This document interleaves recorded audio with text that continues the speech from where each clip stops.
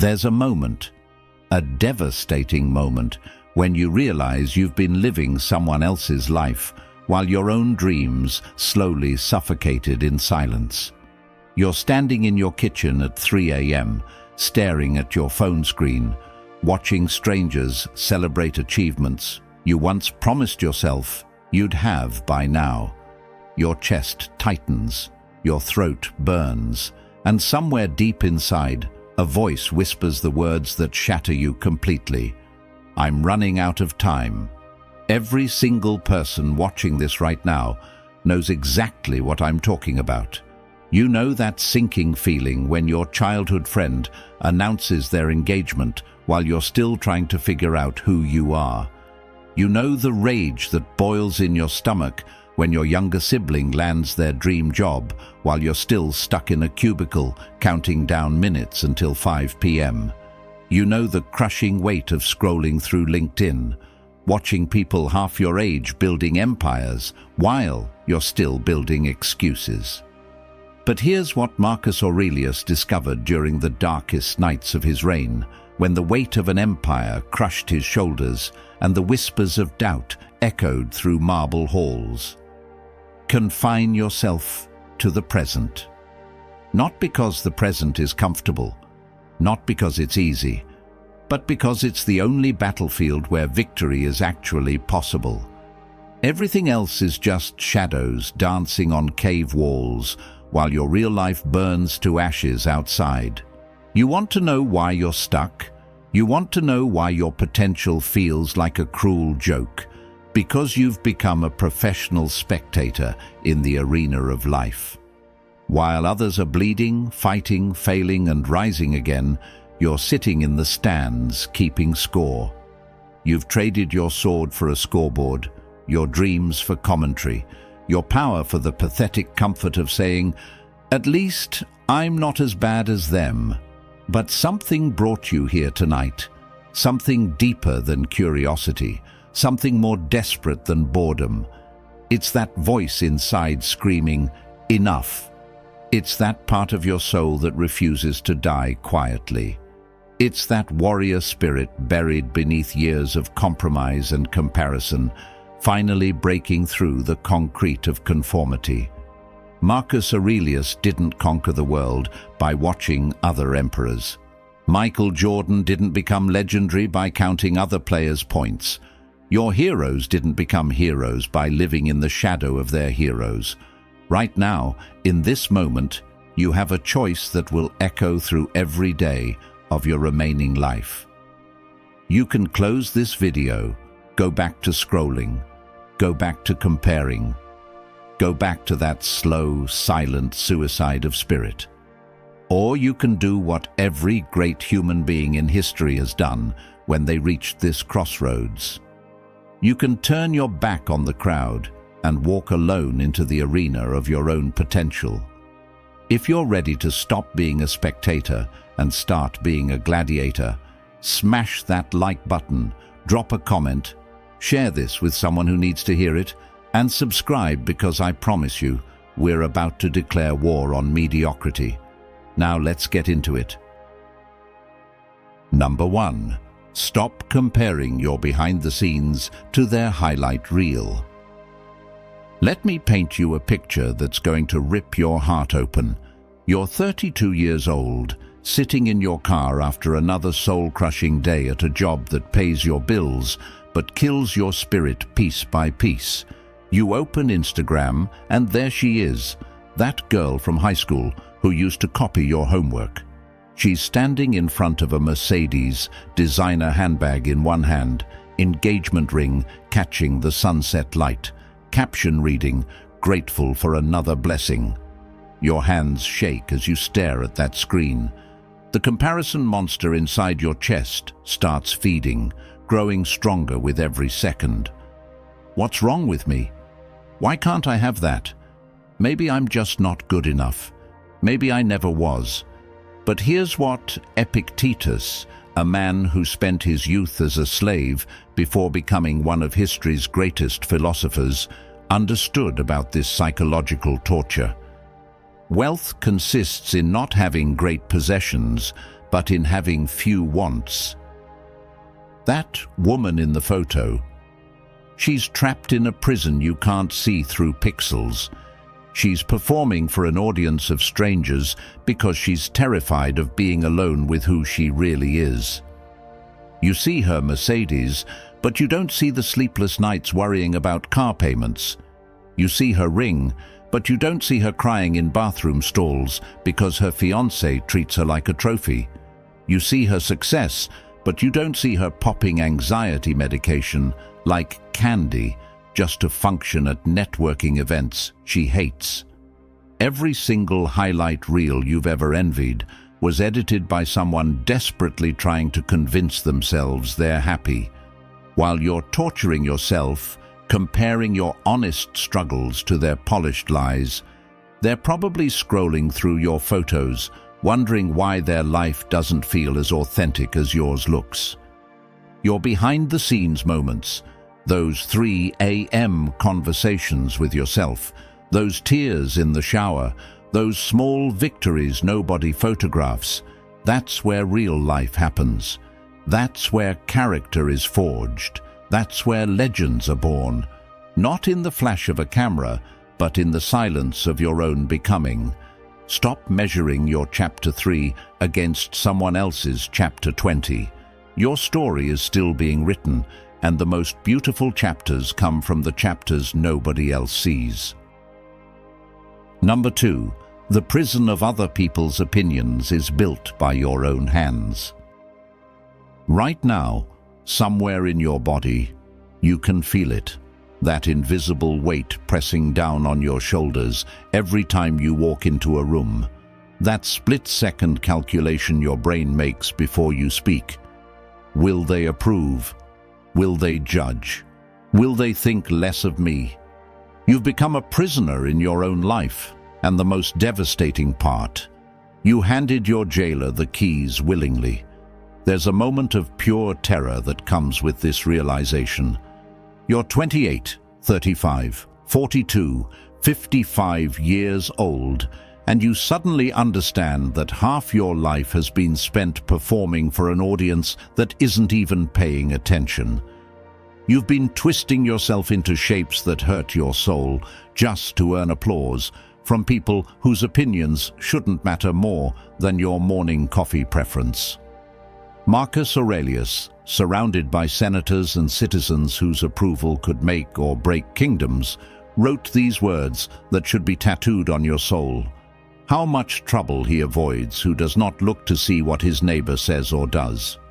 He understood that the opinion prison has no locks, except the ones you create in your own mind. But here's the brutal truth that's going to set you free. Most people are too busy worrying about their own insecurities to judge yours. That person you think is constantly evaluating your choices. They're probably lying awake at night, wondering if you approve of them. That colleague you're terrified will discover you're not as confident as you pretend. They're hiding the exact same fear about themselves. You want to know what changed everything for me? I realized that the people whose opinions I valued most were the ones living the smallest lives. I was seeking validation from individuals who had never taken a real risk, never chased a real dream, never stood up for something that mattered. I was letting cowards dictate the boundaries of my courage. The day you stop performing for the crowd is the day you start living for your soul.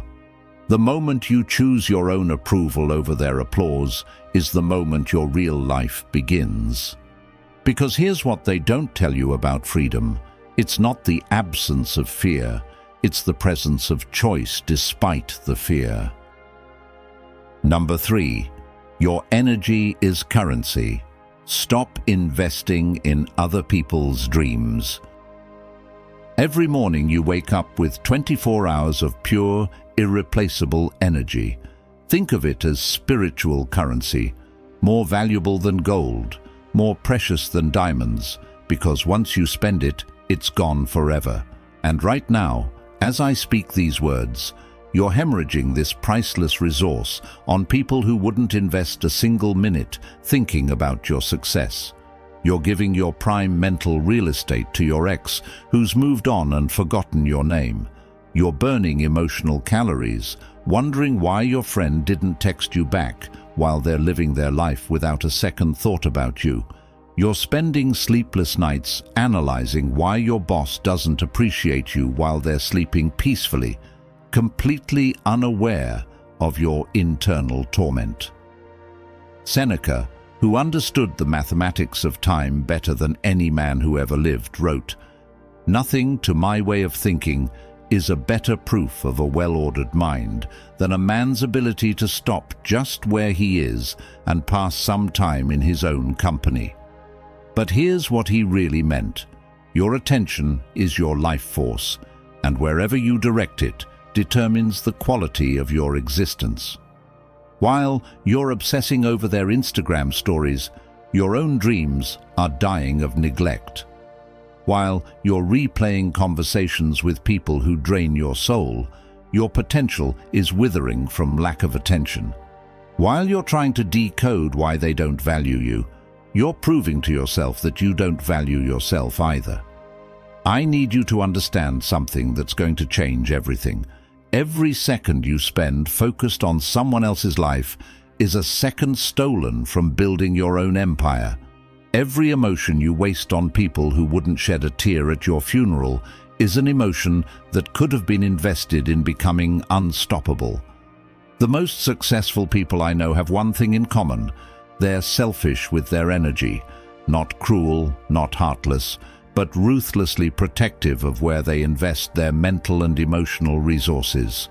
They understand that focusing on yourself isn't narcissism. It's survival in a world designed to distract you from your purpose. Your dreams don't need your divided attention. Your potential doesn't thrive on scraps of focus. Your destiny demands everything you've got, and it's time to stop giving your everything to everyone else. Number 4. The comparison trap is a death sentence to your unique genius. There's a grave injustice happening right now, and you're both the victim and the perpetrator. You're murdering your own genius by trying to fit into someone else's mold. You're suffocating your unique gifts by measuring them against standards that were never meant for you. You're committing spiritual suicide by trying to be a carbon copy in a world desperate for your original masterpiece. Listen to me carefully. Every single person you've ever envied, every single success story that's made you feel inadequate, every single achievement that's highlighted your perceived failures, they all started exactly where you are right now. Confused, uncertain, scared.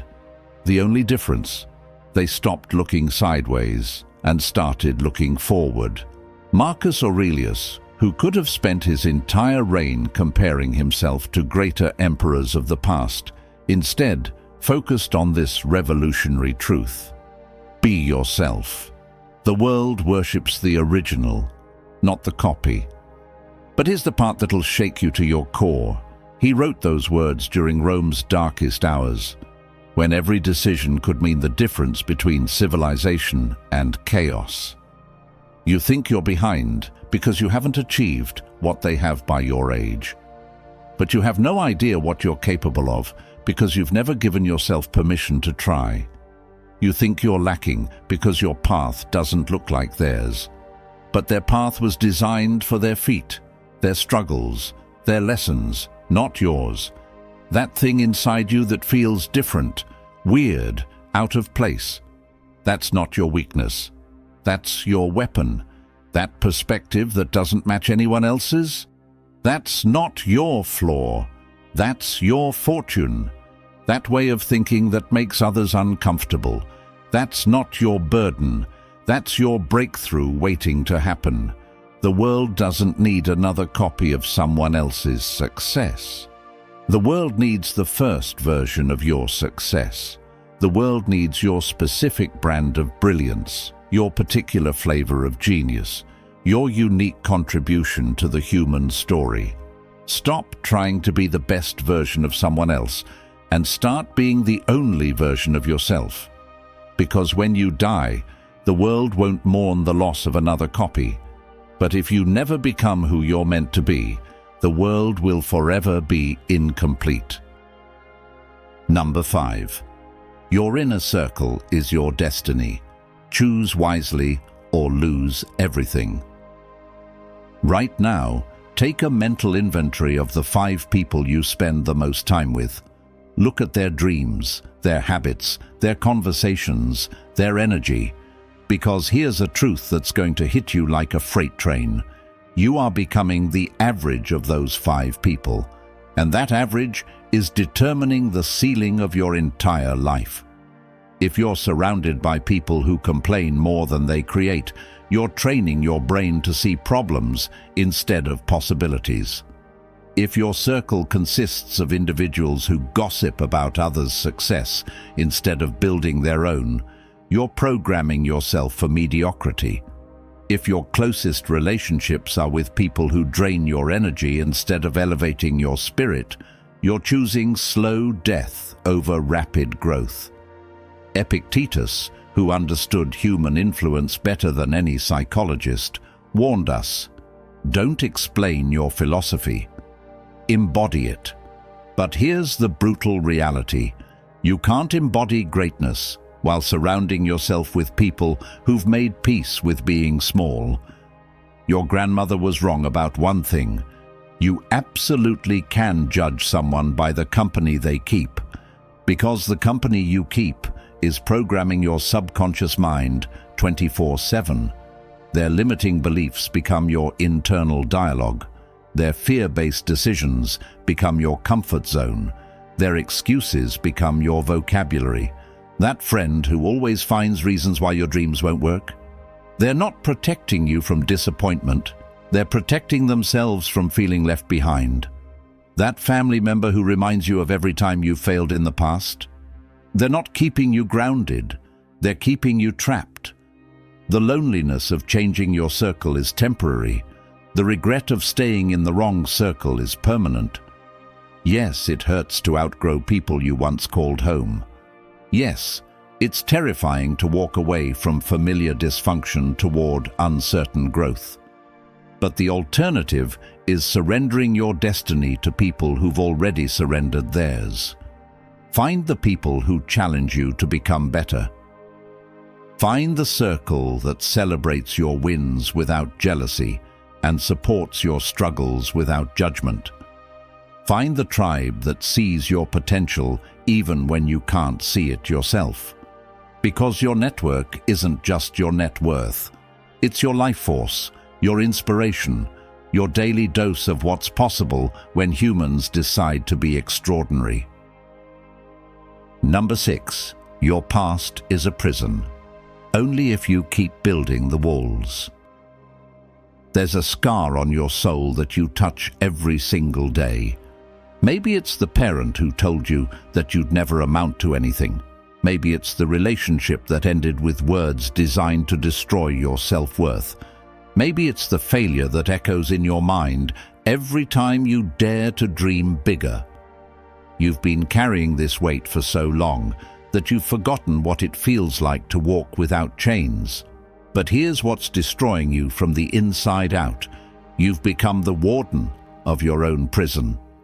Long after your original captors moved on with their lives, you've remained locked in a cell built from their words, their judgments, their temporary moments of cruelty that you've made permanent fixtures in your identity. Marcus Aurelius, who bore the weight of an empire's mistakes while forging his own path forward, discovered this liberating truth. Confine yourself to the present. Not because the past doesn't matter, but because the present is the only place where transformation is possible. The past is a museum. You can visit, but you can't live there. Every single person who hurt you, rejected you, abandoned you, or told you that you weren't enough. They've moved on. They're living their lives, building their futures, probably having forgotten the words that became your daily torture. While you're replaying their greatest hits of your perceived failures, they're not even thinking about you. Your ex who said you'd never find someone better, they're with someone new, never giving you a second thought. Your former boss who made you feel incompetent, they're managing new people, completely unaware that their opinion still controls your confidence. Your childhood bully who convinced you that you were worthless, they probably don't even remember your name. But you remember everything, every word, every look, every moment that confirmed your deepest fears about yourself. You've taken their temporary opinions and made them your permanent identity. You've allowed people who don't even remember wounding you to continue bleeding you out, drop by drop, year after year. The most radical act of self-love you can commit is to stop being loyal to people who were never loyal to you. The most revolutionary thing you can do is refuse to let your past vote on your future. Your scars are not your story. They're proof you survived to write a better one. Number 7. The world needs your gift, not your guilt. There's something inside you right now that the world desperately needs. A solution to a problem you're uniquely qualified to solve. A perspective that only your combination of experiences could create. A gift that's been waiting your entire life for the courage to unwrap it. But instead of sharing this treasure with humanity, you're hiding it behind excuses, fear, and the devastating belief that you're not ready. While you're waiting to feel qualified, people are suffering from problems you could solve. While you're waiting for permission to be great, opportunities are passing by your window. While you're waiting to feel worthy of success, your gifts are dying inside you, taking their light with them to the grave. Seneca, who understood the weight of unrealized potential better than any philosopher, wrote these words that should haunt every person settling for mediocrity. Every new beginning comes from some other beginning's end. But here's the truth he discovered in his darkest moments. Most people die with their music still inside them, not because they lack talent, but because they lack the courage to play it. Your insecurities are not protecting you from failure, they're guaranteeing it. Your perfectionism is not ensuring quality, it's ensuring invisibility. Your fear of judgment is not keeping you safe, it's keeping you small while the world gets smaller without your contribution. That idea you've been sitting on for months. Someone else is building it right now. That book you've been meaning to write. Someone else is publishing theirs today. That business you've been planning to start. Someone else just opened their doors while you're still making lists of reasons why you're not ready.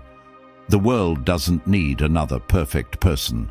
The world needs another real person willing to try. The world doesn't need your credentials. It needs your courage. The world doesn't need your perfection. It needs your authentic attempt to make things better. Stop asking if you're good enough and start asking if you're brave enough. Stop wondering if you deserve success and start wondering if the world deserves to experience what you have to offer. Because every day you hide, your light is a day the world stays a little darker. Your time is now. Your moment is here. Your gift is needed. As we reach the end of this journey together, I want you to feel something shifting inside your chest. That weight you've been carrying, the weight of other people's opinions, the burden of endless comparisons, the chains of your own limiting beliefs. It's getting lighter. Marcus Aurelius spent his final years understanding this ultimate truth. Very little is needed to make a happy life. It is all within yourself, in your way of thinking. The revolution you've been waiting for isn't coming from outside. It's not in the next promotion, the next relationship, or the next achievement. It's in the decision to stop looking everywhere else and start building everything here. Today, you choose yourself. Today, you turn your back on the crowd and walk boldly toward your own arena. Today, you stop being a spectator in someone else's highlight reel and become the author of your own epic story. If this message ignited something inside you, smash that like button. Share this with someone who needs to hear it. Drop your affirmation in the comments and subscribe because your transformation is just beginning. Remember, the world doesn't need another them. The world needs the first you. Now, go build something extraordinary.